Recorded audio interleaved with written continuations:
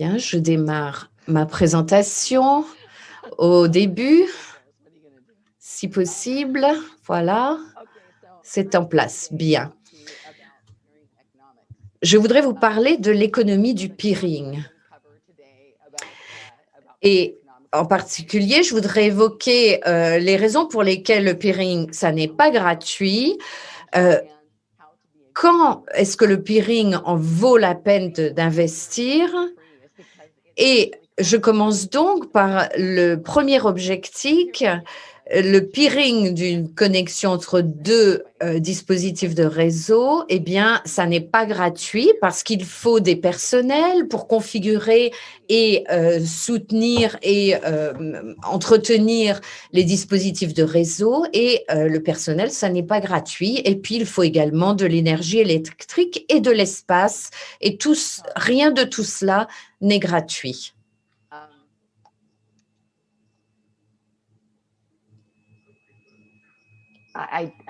I don't really. What should I do? I'm sorry, I'm being told I have feedback and I'm not really sure how to accommodate that. Apparemment, il y a un bruit sonore qui est créé par moi. Je ne sais pas comment l'éliminer, dit l'oratrice.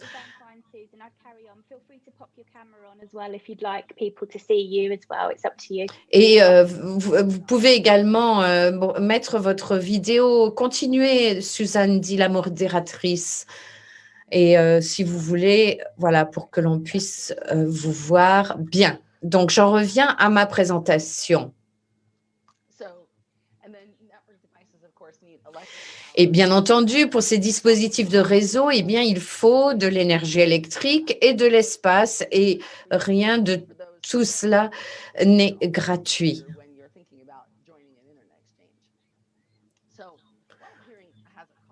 Donc, le peering a un coût, mais comme pour toute autre entreprise, eh bien, il faut également connaître la valeur du dispositif. Et pour déterminer sa valeur, vous devez savoir combien va vous coûter le port ou le portail. Au-delà de l'équipement, il ne faut pas oublier les appareils optiques, l'espace de rack, l'énergie et les coûts de maintenance. C'est un excellent exercice et les coûts d'une interconnexion peuvent être évalués de la façon suivante. Ici, je vous montre les différences de coûts entre un ISP et un échange. Et il s'agit là d'un exemple, d'une illustration. Le coût direct pour une ISP du port du dispositif, c'est de l'ordre de $200, $500 pour les coûts d'installation, pour l'interconnexion, les frais d'installation pour le service dans les $250 pour l'ISP et $500 pour l'IEX. Et en ce qui concerne les coûts récurrents, eh bien,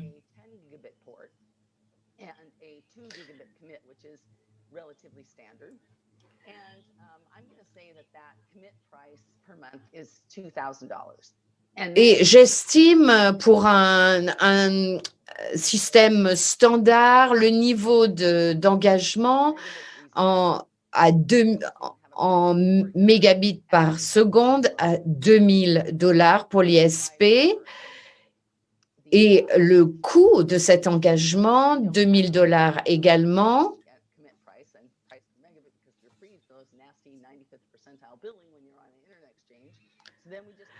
Pour l'IEX, ça ne s'applique pas, bien entendu. Donc, nous avons simplement le coût par port et pour l'interconnexion.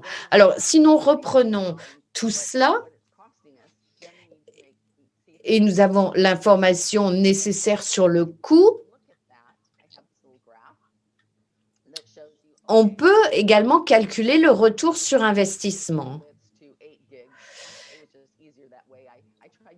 Je suis partie d'une hypothèse de 500 mégabits.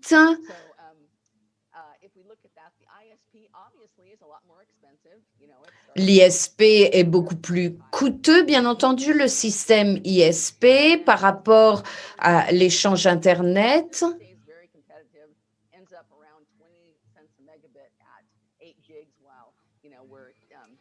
Et vous voyez que, que les courbes se suivent, mais que finalement, le système d'échange permet de réaliser des économies importantes.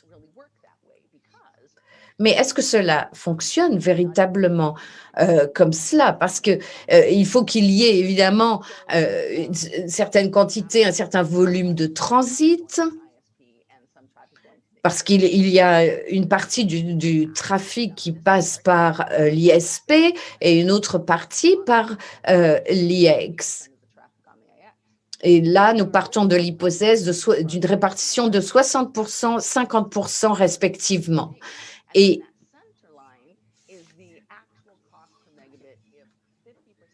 la ligne centrale représente les coûts si 50% du trafic est attribué à chaque système. Donc, ça reste économique. Donc, si 50% du trafic est sur l'échange Internet et sur l'ISP et 50% sur l'IX, l'engagement représente des coûts versés mais non utilisés. Donc, ça, c'est un facteur dont il faut tenir compte. Il ne faut pas oublier non plus un autre facteur important, paramètre important, ce sont les coûts de maintenance, des coûts d'exploitation. Et dans ce domaine, on peut évidemment économiser en simplifiant ou en automatisant. Et créer des groupes de pairs pour vos voisins afin de simplifier la configuration. Considérez également les priorités de vos pairs. Vous n'avez pas forcément besoin de mobiliser les ingénieurs constamment. Mais en matière d'investissement, ce n'est pas qu'une question d'argent. La performance est importante également parce que le peering peut apporter des bienfaits tangibles en termes de latence réduite et de débit amélioré. Cela peut permettre à vos routeurs, par exemple, de reconstituer leur tableau beaucoup plus rapidement lorsque un lien est interrompu, est endommagé. Nous avons parlé des coûts, du plan commercial. Alors, il s'agit maintenant d'envisager une stratégie de peering. Et à cet égard, il faut cibler les échanges qui ont le plus à offrir. Pour déterminer si le port de peering est un bon investissement, il faut envisager qui peuvent être les partenaires potentiels. Les échanges qui permettent d'atteindre des réseaux de contenu ou des fournisseurs de cloud peuvent être très avantageux.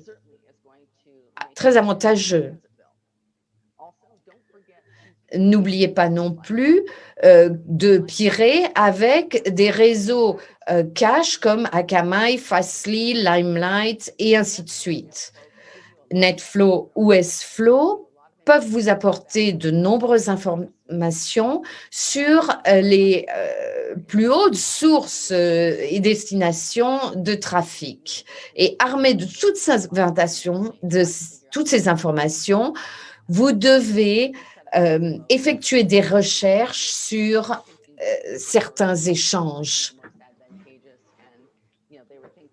Il y a eu un certain nombre de projets qui ont visé à identifier les meilleurs systèmes d'échange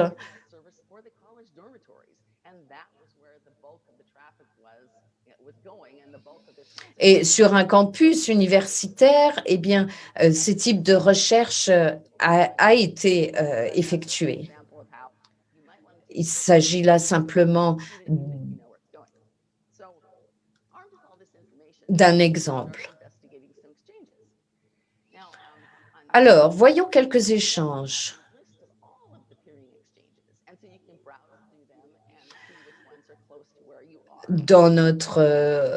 Au sein de notre organisation, nous avons une liste de tous les échanges existants et vous pouvez aller regarder dans cette liste. Donc, je vais examiner NAP Africa. Et dans ce registre, vous pouvez voir quelles sont les organisations qui font partie de l'échange, ce que peut offrir l'échange en question,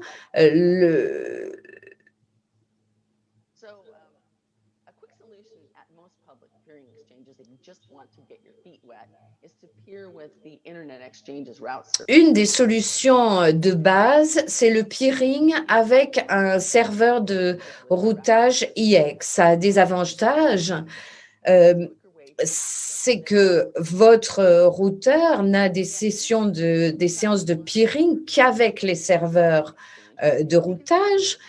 Et c'est rapide, il est rapide d'accéder au réseau de l'échange et même si vous peerez en individuel, vous pouvez toutefois peerer également avec le serveur de routage. L'inconvénient, c'est qu'il y a moins de contrôle et que vous n'aboutissez pas forcément à tous les parcours disponibles. Parce que certains réseaux ne présentent qu'un sous-groupe de parcours. Donc, une stratégie de peering va vous aider à tirer le meilleur parti de votre port d'échange. Il s'agit de voir si il y a réduction des coûts de transit. Est-ce que vous pouvez envoyer du trafic à des paires sur cet échange au lieu de connexion de transit?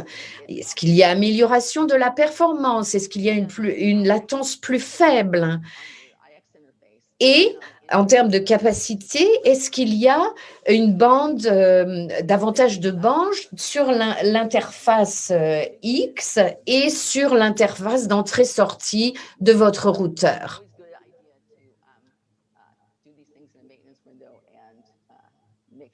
Donc, voilà les questions à se poser.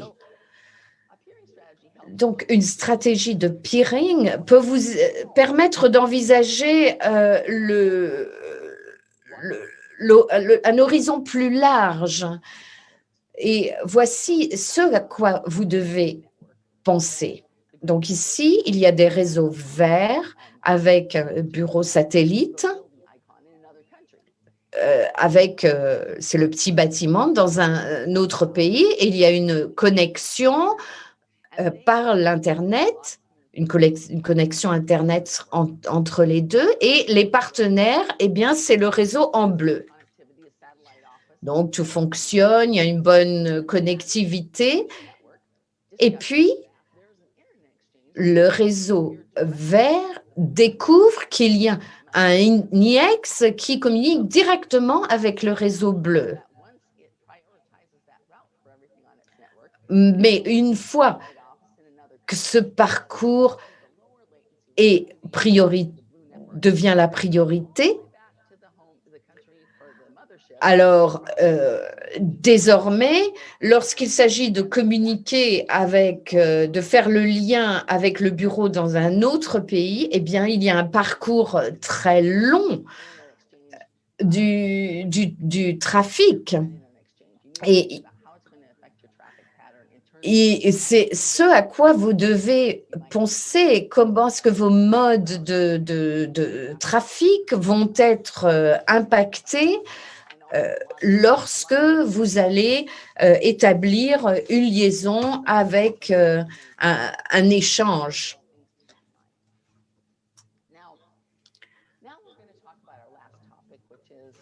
Et maintenant, mon dernier thème, pourquoi est-ce qu'on doit être un bon voisin, faire preuve de bon voisinage? Parce que c'est volontaire, parce qu'il faut avoir des annonces propres, si je puis dire. Il ne faut pas qu'il y ait des fuites au niveau des espaces privés, IP ou de parcours qui ne proviennent pas d'un AS public. Et il faut également être à jour au niveau des registres Internet régionaux et des autorisations d'origine de route.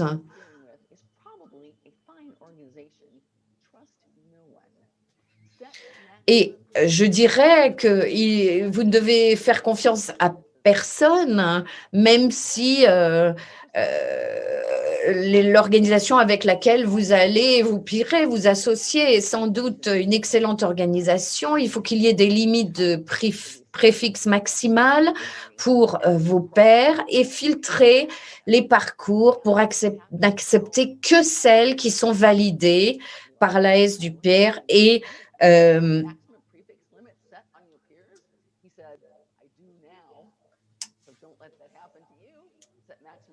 et il faut se prémunir contre les attaques par déni de service ou l'hameçonnage.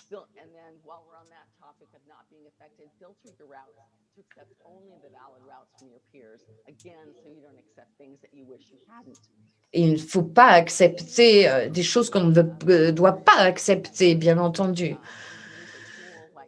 La conception de filtres, ça n'est pas forcément difficile. Vous pouvez vous-même le faire en utilisant un outil comme ici, tel que BGPQ3. Voici un exemple pour générer une liste de préfixes pour un routeur Juniper. Et vous voyez, cela s'affiche à l'écran, comment cela peut être fait.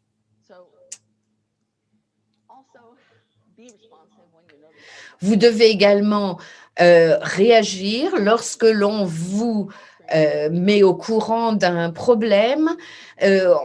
Personne ne veut avoir un père qui néglige et qui ne répond pas aux questions, qui ne réagit pas, surtout si on fait l'expérience d'une attaque par déni de service ou d'hameçonnage ou d'autres types de difficultés sur le réseau.